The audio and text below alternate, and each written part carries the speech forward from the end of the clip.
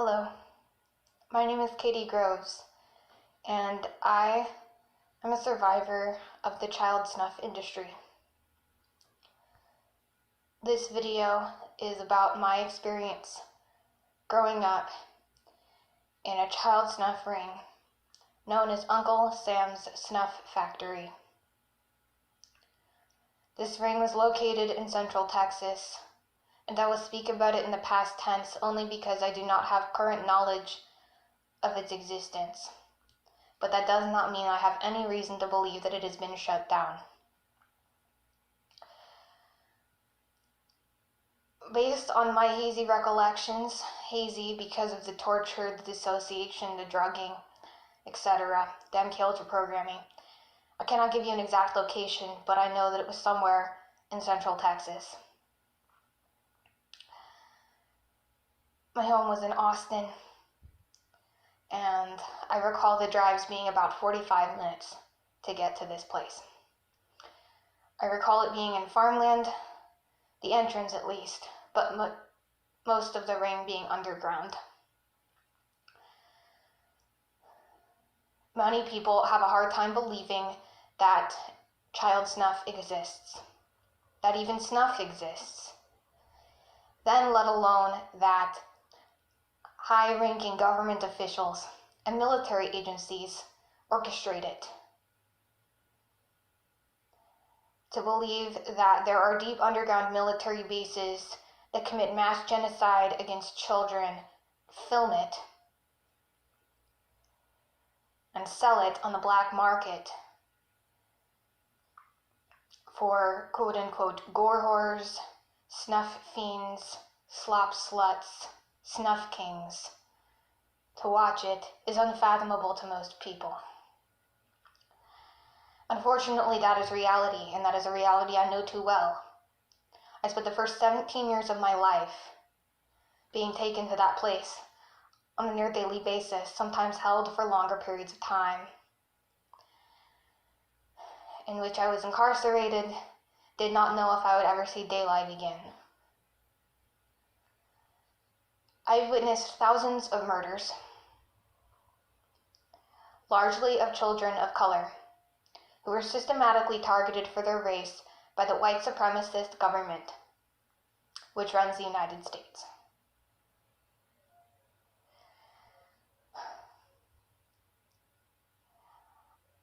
They called it Uncle Sam's Snuff Factory as a private joke, as if it was a mom and pop shop,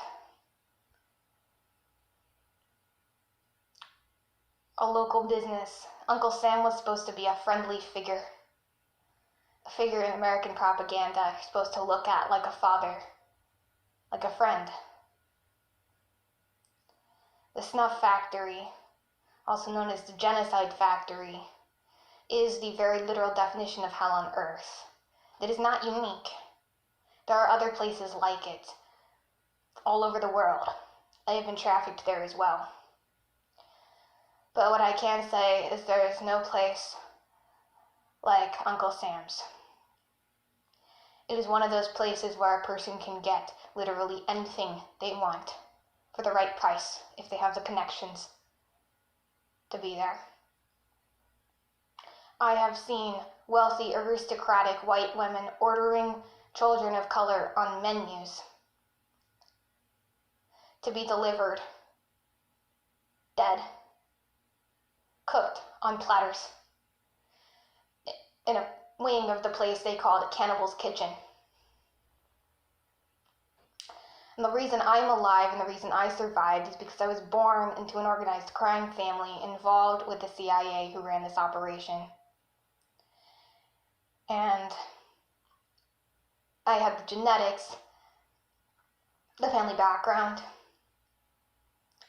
to be a candidate for perpetration, for continuing the cycle of violence, for being one of the quote-unquote leaders or members of the group involved. So I was kept alive for experimentation, for slavery, for use. I have fought my way out, and if you want to learn about that, you can watch any of the videos on my channel. They'll be informative. But I still suffer every day deeply with the post-traumatic stress. I have polyfragmented dissociative identity disorder as a result. It actually goes beyond the polyfragmentation. I have something called exponential fragmentation, which I have spoken of in some videos I'll put in the description below, so that you can understand the level of trauma that this type of abuse can create.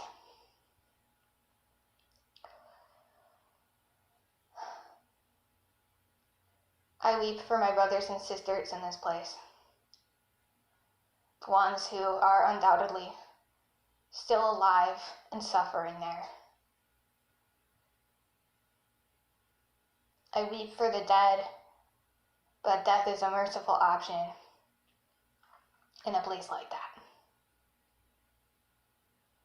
No, that does not mean that I am not grateful for my survival, but grateful is a hard word to use in the circumstance. How does one feel gratitude when they have witnessed such carnage?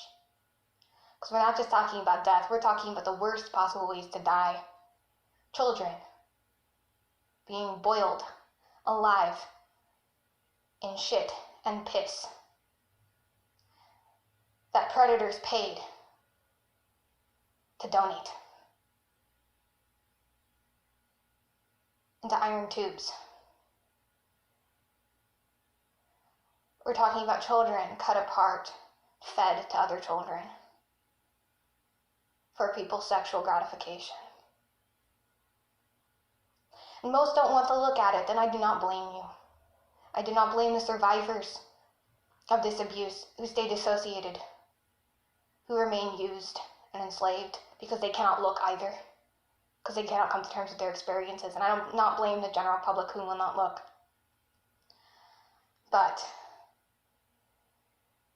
this is reality. And all I ask of those who watch this is that you remember that while it may be excruciatingly painful for you to look at this reality, to think about this being possible, there are children. I ask you to remember and acknowledge that there are children who are surviving it every day. There are children enduring this, dying in this, and surviving this, who have to carry that pain all alone.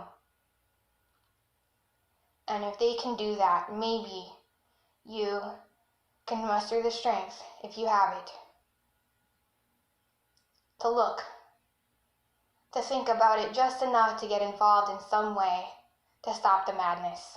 And no, I do not expect you to find this place, to find these underground trafficking rings, bust down the doors, and rescue these kids. I doubt if that will ever happen before World War III comes, or some epidemic and wipes us all out, while the people who perpetrate this remain alive in their underground worlds, and so on and so forth. Don't even want to go into the whole NWO thing right now. No, I don't expect that from you. I don't expect you to stop this in that way. But there are people fighting human trafficking. There are people who need voices. And at the very least, I encourage you to extend your support in some way to those who have survived, even if you cannot help those who are lost. I don't know how to help those who are lost.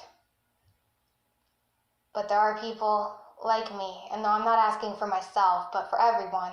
There are people like me who have survived these things who need help. They need therapists, we need doctors, we need lawyers, we need support, we need friends. We need new family because most of us have lost ours. And if you can be that for somebody, you can help the collective damage created by these rings.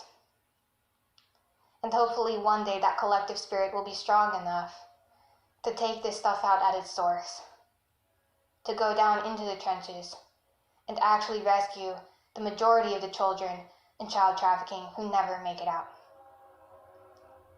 Thank you.